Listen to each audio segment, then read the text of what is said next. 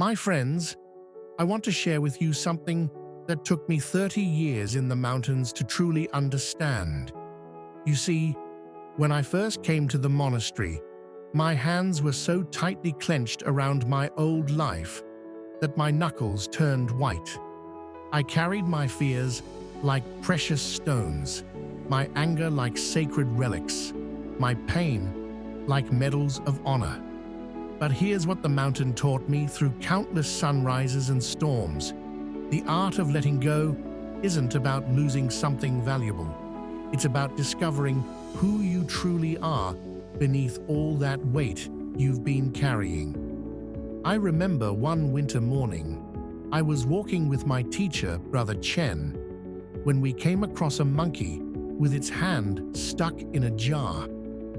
The opening was just wide enough for the monkey's hand to enter, but once it grasped the rice inside, its fist became too large to withdraw.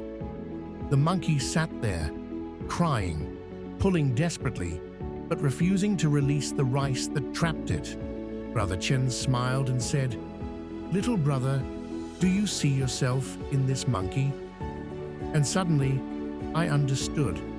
We are all that monkey, holding on to things that imprison us, afraid that letting go means losing ourselves, when actually, letting go is how we set ourselves free. The art of letting go begins with understanding what we're actually holding on to. Most of us grip tightly to three things: our past mistakes, our future anxieties, and our need to control outcomes. But here's the profound truth I've learned. When you release your grip on what was and what might be, you create space for what is. And what is, my friends, is where life actually happens.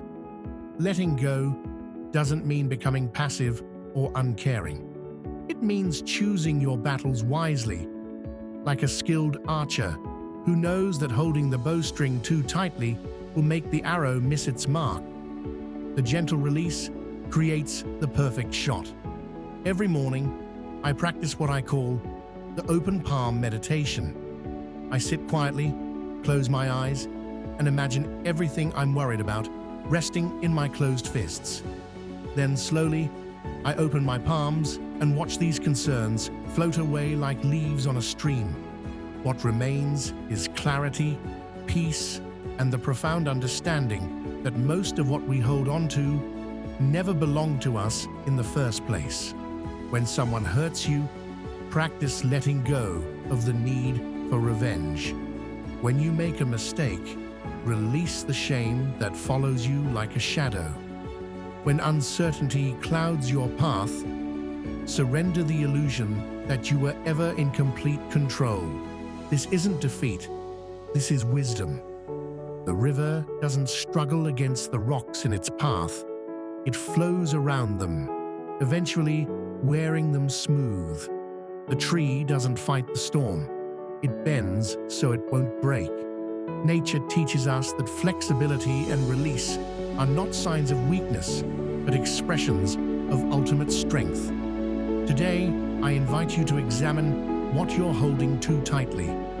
What beliefs, grudges, or fears have become your rice in the jar? Remember, every sunset teaches us that endings can be beautiful, and every dawn reminds us that letting go makes space for new beginnings. The mountain is vast, my friends, but your heart is even vaster when you stop filling it with what doesn't serve you. Take a deep breath with me now, and as you exhale, release just one small thing that's been weighing on